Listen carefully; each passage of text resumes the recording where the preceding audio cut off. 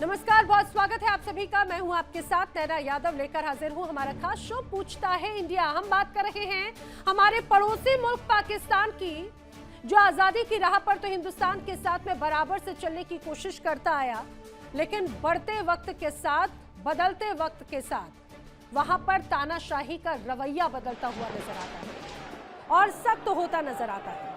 वो पाकिस्तान जिसे जम्मू कश्मीर के एक हिस्से पर अवैध रूप से कब्जा करने की रुचि तो थी, वहां के संसाधनों का शोषण करने में उसे मजा तो आता है, लेकिन वहां पर लोग जब अपने जायज अधिकार मांगते हैं तो उन्हें मिलती है गोली। उनकी जायज मांगे मुनीर के जवानों के बूटों तले रौंद दी जाती है। और ये जो तस्वीर आपके सामने दिख रही है ना, ये उसी पीओके की जहरीली तस्वीर है, दुख दर्द को बयां करती तस्वीर है। वो दर्द जो यहाँ के लोग लगातार सह रहे हैं, लेकिन उस दर्द पर भी यहाँ के हुक्मरान बेहद शर्मनाक बयान देते हैं। सबसे पहले आपको पाकिस्तान के रक्षा मंत्री ख्वाजा आसिफ का बेशरम बयान सुनाते हैं। सुनिए। नहीं जी, मेरा नहीं ख्याल कोई डायलॉग होगा जो जिस तरह मैं फिर दोबारा कहूँगा कि मैं इनको हिंदुस्तान के साथ जो है ना, इन लोगों को ब्रैकेट करता हूँ, उसी ज़ुमरे में इस्तेमाल इनको शुमार करता हूँ जिसमें हम हिंदुस्तान को दुश्मनों की सफ में देखते हैं। ये लोग भी पाकिस्तान दुश्मन है। सोचिए जरा, ये उस मुल्क के रक्षा मंत्री हुक्मरान हैं जिन्होंने जबरन एक बड़े हिस्से पर कब्जा किया। इतनी नफरत हिंदुस्तान से, इतनी नफरत अपनी ही आवाम से, या ये कहा जाए कि ये इन्हें अपनी आवाम नहीं मानते क्योंकि इन्हें लोगों से या लोगों की जान से कोई मतलब नहीं है, सिर्फ वहां के संसाधनों से मतलब है उनका दोहन करने के लिए। समझिए, एक वक्त था जब यही पाकिस्तान पीओके के लोगों को अपना भाई बताते थे, बिरादर करार देते थे, और आज उन्हें अपना दुश्मन बता रहे हैं। और ये किसी और का कहना नहीं, पाकिस्तान के हुक्मरानों का कहना है।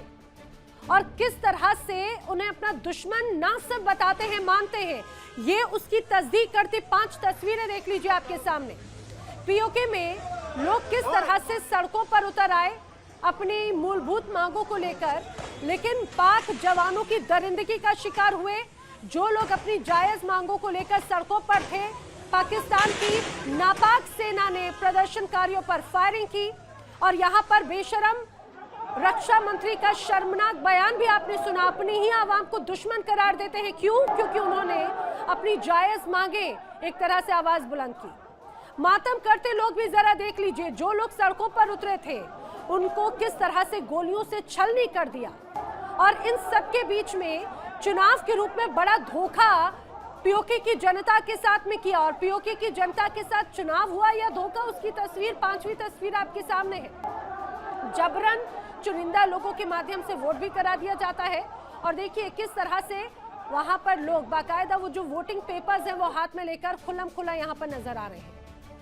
अब ये चुनाव है या फिर धोखा, ये खुद जनता भी देख रही है और पूरी दुनिया भी देख रही है। पीओके में लोग सस्ती बिजली, बेहतर शिक्षा व्यवस्था, बेहतर स्वास्थ्य सेवाओं की मांग और विधानसभा में प्रवासियों के लिए रिजर्व की गई 12 सीटों के विरोध में बीते 2 महीनों से प्रदर्शन कर रहे हैं। पीओके के लोगों की नुमाइंदगी कर रही वहां की ज्वाइंट अवामी एक्शन कमेटी यानी जेएएसी, उसके आह्वान पर 5000 लोग रावलकोट से मुजफ्फराबाद की ओर मार्च निकालते हुए नजर आए।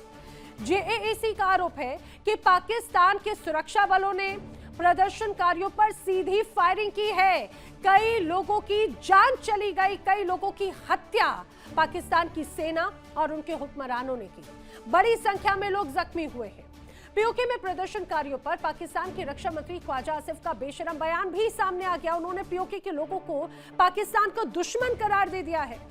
अब इस बीच आरोप है कि 27 जुलाई को जो चुनाव हुआ उसमें शहबाज शरीफ की चुनाव की टीम फर्जी तरीके से वोट डालती हुई नजर आई और वोट चोरी करती हुई नजर आई। साफ है कि पाकिस्तान सरकार एक ओर तो जनता पर जुल्म कर रही है, दूसरी तरफ अंतर्राष्ट्रीय बिरादरी के सामने चुनाव का दिखावा करती है, बताने के लिए कि भाई ये तो लोकतांत्रिक देश का हिस्सा है। लोकतंत्र की क्या धज्जियां उड़ाई गई। वहां पर मौजूद प्रदर्शनकारी, वहां पर उन लोगों की जुबानी जरा सुन लीजिए जो सड़कों पर हैं अपनी जायज मांगों के साथ में। इंशाल्लाह ताला और जीतेंगे, जीत के वापस आएंगे, जीत के एक बार में इनको जो है ना, इनका मुंह जो है लटका हुआ लंगूर की तरह मुंह देखना चाहता हूँ, लंगूर की तरह। और इनको इंशाल्लाह ताला मुजफ्फराबाद पहुंचने दे। ये जो बदमाश मुजफ्फराबाद बैठे हुए हैं, अवाम के टैक्स पैसों पे अयाशी करने वाले, सारी जिंदगी अपनी नस्लें पालने वाले हमारे पैसे पे, इनसे हम कहते हैं अगर अपने बाप के बेटे हो तो उधर ही रुकना, वहां से भागना नहीं। आप कश्मीर हाउस नहीं जाना, उधर ही रुकना। इंशाल्लाह ताला आएंगे, एक भी जिंदा रहे तो वो आएगा, उधर तक पहुंचेगा इंशाल्लाह ताला। सलामत रहे, आबाद रहे एक एक फर्द। जिस तरह अवाम आपने लड़ाई लड़ी, मेरे पास अल्फाज नहीं है, मैं आपका शुक्रिया अदा करूं, आपको मुबारकबाद पेश करूं। तो आपने सुना यहाँ पे प्रदर्शनकारी, आज पीओके की फिजाओं में बारूद की गंध साफ तौर से महसूस की जा रही है। हर तरफ मातम है, लोगों में गुस्सा है। सवाल खड़े होते हैं, क्या पाकिस्तान को अपने लोगों की फिक्र तक नहीं? बड़े सवाल, क्या ख्वाजा आसिफ का जो बयान सामने आया जिसमें वो पीओके की जनता को दुश्मन करार दे रहे हैं, ये साबित नहीं करता कि पाकिस्तान सरकार पीओके के लोगों को अपना नहीं मानती, सिर्फ नफरत करती है। क्या पाकिस्तान के जवान बलूचिस्तान और केपीके में मिली मार का गुस्सा अब पीओके में निकाल रहे हैं? क्या पाकिस्तान के मीडिया और मानवाधिकार संगठनों ने भी घुटने टेक दिए, जो उन्हें पीओके के लोगों का दर्द भी नजर नहीं आता? करेंगे चर्चा। खास मेहमानों का पैनल मेरे साथ कनेक्ट हो रहा है। रक्षा विशेषज्ञ रिटायर्ड ब्रिगेडियर विनोद दत्ता जी मेरे साथ में कनेक्टेड हैं। रक्षा विशेषज्ञ रिटायर्ड कर्नल एसके मालिक जी मेरे साथ में कनेक्टेड हैं। पीओके एक्टिविस्ट सोहेल काजमी जी मेरे साथ में कनेक्टेड हैं। पाकिस्तान से जर्नलिस्ट डॉक्टर सज्जाद बुखारी जी भी मेरे साथ में कनेक्टेड हैं। आप सभी का इस चर्चा में बहुत स्वागत है। डॉक्टर सज्जाद बुखारी, आप सीनियर जर्नलिस्ट हैं, पाकिस्तान की तमाम तस्वीरों को दिखाते हैं। पीओके में आखिर ये क्या हो रहा है? एक तरफ ऐसा लगता है मवेशियों की तरह, भेड़ बकरियों की तरह वहां पर लोगों को गोलियों से भून दिया गया, जैसे उनकी जान की कोई वैल्यू नहीं। जो तस्वीरें आई बेहद शर्मनाक कर देने वाली। और ऊपर से ख्वाजा आसिफ का बयान, इतनी नफरत आखिर क्यों पीओके की आवाम से?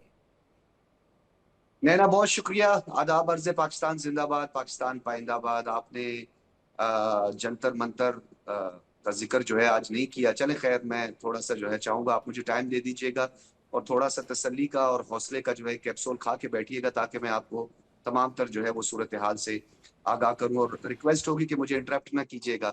आपने जो अभी वीडियोस और विजुअल्स जो चलाए हैं, हमेशा की तरह मतलब एक रेपिस्तान और एक डिंगिस्तान का जो प्रधानमंत्री है, बेगैरत इंसान, जिसने जंतर मंतर पे बैठे हुए निहत्ते जेंसिस जो है उन पे तशद्दुद किया, और एक बेगैरत वजीर आजम ने 2020-21 में 750 किसानों को ट्रैक्टरों तरह कुचल दिया, खंदकें खोदी, जिन्होंने नॉर्थ ईस्ट स्टेट में सिटीजन अमेंडमेंट एक्ट के तहत 70 लोगों को जिन्होंने मार दिया। मणिपुर में सुप्रीम कोर्ट के मुताबिक 1570 लोगों को जिस बंदे ने बेदर्दी से कत्ल किया और एक्स्ट्रा जुडिशियल किलिंग। जब आपने कहा मैं आपको टोकू नहीं, मैं आपको रोकू नहीं, मैं आपको टोकू नहीं, मैं आपको रोकू नहीं, मैंने आपको बहुत वक्त दिया। मुझे लगा शायद आप काम की बात बोलेंगे। अब शायद आपको को पीओके की जनता का एक तरह से दर्द का एहसास होगा। आप हिंदुस्तान आ जाइए ना, इतना ज्यादा आपको चिंता है तो आ जाइए हिंदुस्तान। आप हिंदुस्तान के बाशिंदे बन जाइए।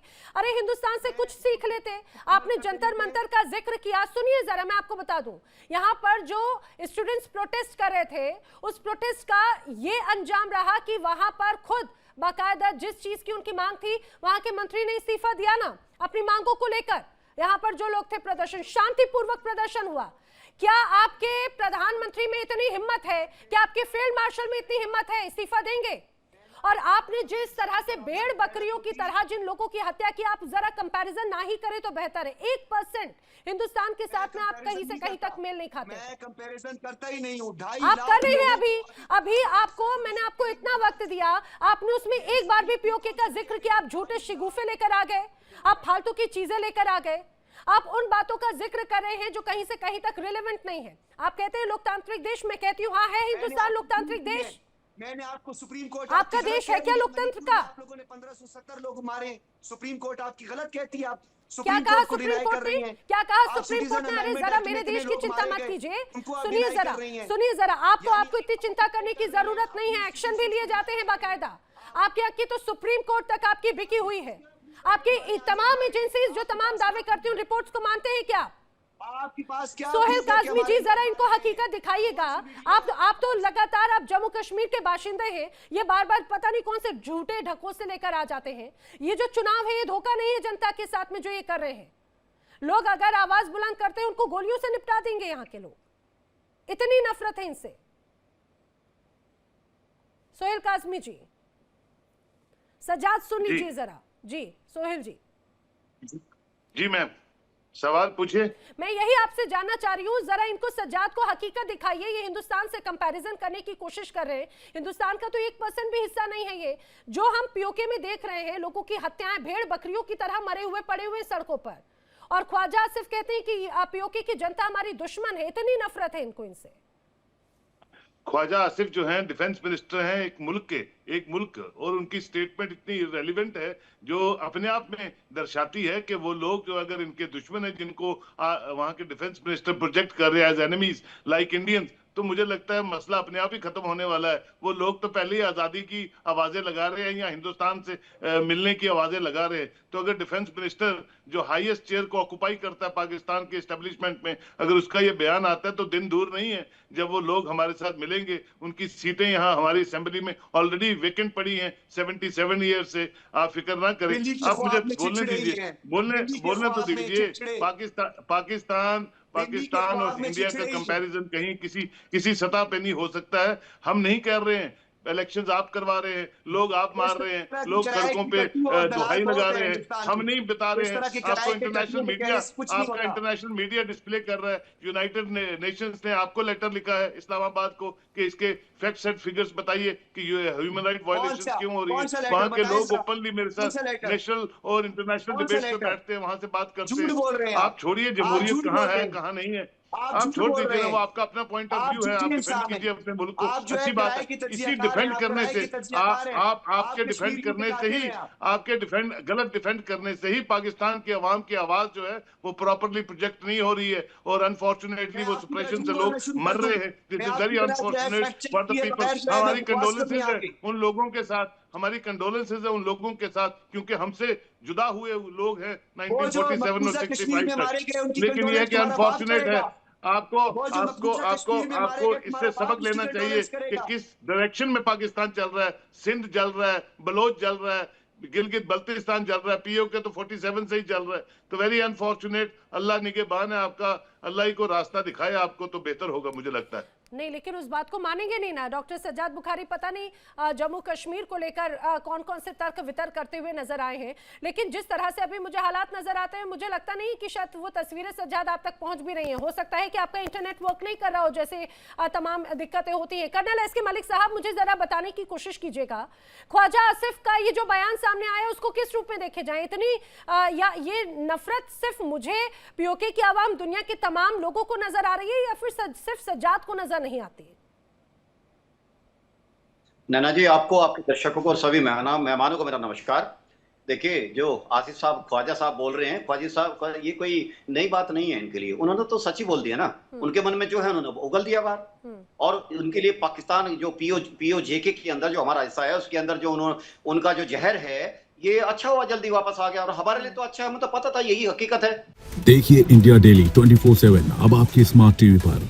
इंडिया डेली मौजूद है सभी डिजिटल प्लेटफॉर्म पर लाइव और लगातार। इंडिया डेली 24/7 हर दिन राष्ट्र को समर्पित।